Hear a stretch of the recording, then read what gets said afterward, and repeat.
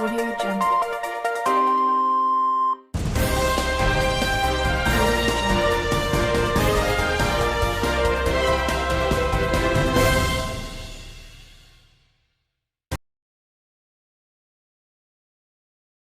Di DP5.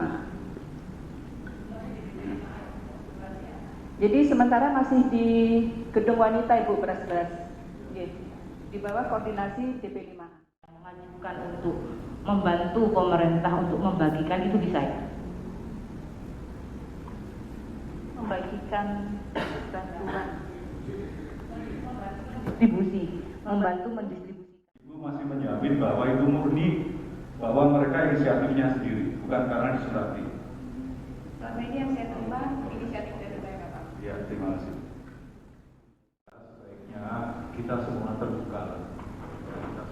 Karena itu biar kita bisa enak bersama-sama menyelesaikan persoalan COVID-19 ini.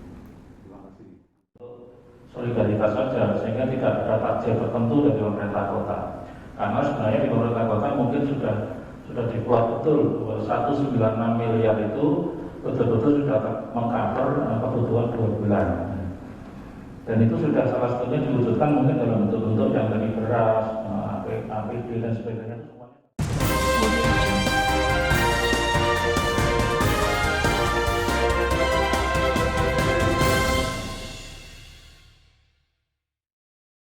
Terkait apa yang dilakukan oleh pemerintah kota di dalam rangka upaya penanganan COVID-19. Jadi tadi sudah kita jelaskan, yang pertama yang dilakukan adalah upaya preventif kita, itu kita dengan melakukan pertama penyemprotan.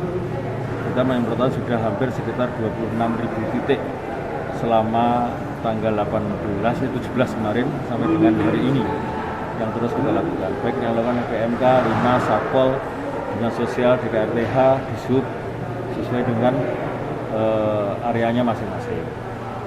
Terus yang kedua kita juga mengedukasi masyarakat dengan membuat dapur umum berupa minuman kokak dan telur.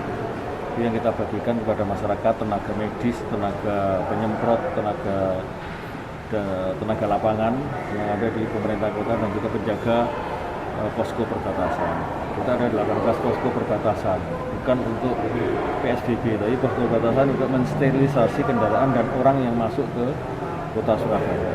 Itu ada di 18 titik. Itu yang dilakukan langkah-langkah preventif kita. Dan langkah edukatif kita membagi masker kepada seluruh warga kota Surabaya. Namun karena masker ini jumlahnya masih terbatas, sampai dengan hari ini itu kita pemerintah kota masih mampu memproduksi sekitar 32.000. Itu bahkan terakhir Bu Wali memerintahkan pada kepala dinas untuk membawa masker kain itu dan membagikan ketika dia pulang kepada masyarakat yang ada di sekitar yang ditemui. Itu adalah dalam rangka untuk mengedukasi masyarakat. Dan juga yang dilakukan langkah edukatif kita lagi adalah dengan membuat wastafel. Kita sudah membangun 650 wastafel di tempat umum, sekolah, masjid, dan lain sebagainya yang dilakukan oleh teman-teman dari Dinas Cipta Karya. Dan kita juga membangun bilik sterilisasi, walaupun sekarang masih debatable ya terkait dengan bilik sterilisasi. Tapi menurut saya adalah bukan masalah itu berfungsi atau tidaknya, tapi apa yang kita lakukan itu dalam rangka upaya untuk mencegah beredarnya virus. Terkait dengan debatable monggo, yang jelas tujuan pemerintah kota tidak ada yang tidak sia-sia, semuanya adalah dalam rangka untuk memutus rantai pandemi COVID-19. Terus langkah preventif yang dilakukan oleh pemerintah kota, langkah represif yang dilakukan oleh pemerintah kota melalui teman-teman dari kepolisian dengan berdasarkan maklumat dari teman-teman kepolisian bertindak untuk melakukan represif ya, membubarkan kumpulan-kumpulan masyarakat yang lebih banyak, dan ketika jaraknya lebih dari 1,5 meter itu dilakukan oleh teman-teman kepolisian setiap hari, setiap sore, setiap malam, walaupun mungkin tempatnya juga berbeda-beda, bersama-sama dengan teman-teman Satpol PP. Itu yang kita lakukan. Dan yang berikutnya yang kita lakukan, kita juga memantau perkembangan pandemi COVID ini dengan mencoba memutus rantainya dari orang yang terkonfirm ini dengan melakukan isolasi mandiri di bawah pengawasan teman-teman dinas kesehatan dan puskesmas. Jadi mereka dipantau supaya mereka isolasi mandiri, teman-teman puskesmas memantau setiap hari. Dan kami secara pribadi dari BPD Linmas menugaskan Kasatgas Linmas untuk memantau juga. Ketika mereka datang ke rumah tersebut harus pakai APD lengkap, pakai masker, pakai jas hujan, dan juga pakai face shield. Tujuannya ya semuanya jangan sampai kita berupaya untuk melakukan langkah-langkah tapi kita sendiri yang terkena. Jadi itu yang berikutnya terkait dengan refocusing anggaran atau rasionalisasi anggaran, itu kewenangan yang nanti ada di teman-teman tim anggaran. Jadi tim anggaran yang bisa menjelaskan terkait dengan refocusing dan rasionalisasi anggaran. Yang jelas kami pemerintah kota sekali lagi bertekad untuk bisa mencegah pandemi ini menyebar ke Surabaya. Pak, bisa dijelaskan lagi Pak, anggaran untuk dapur umum ini dari mana aja Pak? Nah, anggaran untuk dapur umum itu yang air galon, itu setiap hari kita butuh 100 galon. Terus LPG itu kita butuh 20, itu anggaran merupakan rasionalisasi dari dan penanggulangan bencana dan Linmas.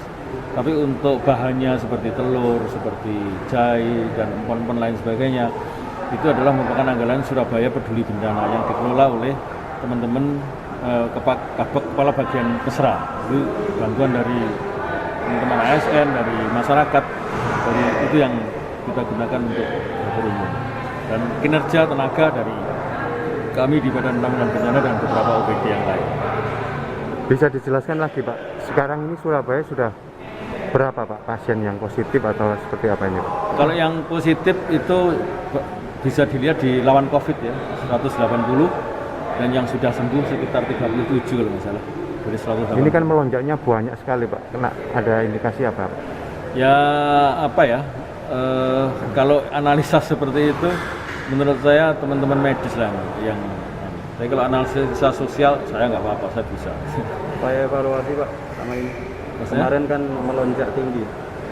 Ya evaluasinya adalah bahwa kepada seluruh warga kota Surabaya, mari kita laksanakan protokol pemerintah, jaga jarak, tinggal di rumah, jangan keluar kalau tidak perlu. Kalau tidak perlu nggak usah keluar, cukup di rumah. Ketika masyarakat disiplin itu melaksanakan, insya Allah pandemi virus ini bisa kita cegah. Tapi kalau masyarakat tidak disiplin, semuanya pengen keluar, kami juga tidak bisa menjamin itu. Makanya salah satu upaya untuk mencegahnya ya kita jaga jarak, banyak tinggal di rumah, di situ aja, nggak ada yang lain. Karena garda terdepan daripada pencegahan COVID ini adalah masyarakat dan diri kita sendiri. Ketika kita disiplin, selesai. Ada opsi ngajukan SPP Pak? Ini masih kita kaji ya, masih kita kaji terkait dengan pengajuan PSBB, karena kalau kita mengajukan PSBB ada beberapa persyaratan yang harus kita penuhi dan itu harus kita pertanggungjawabkan.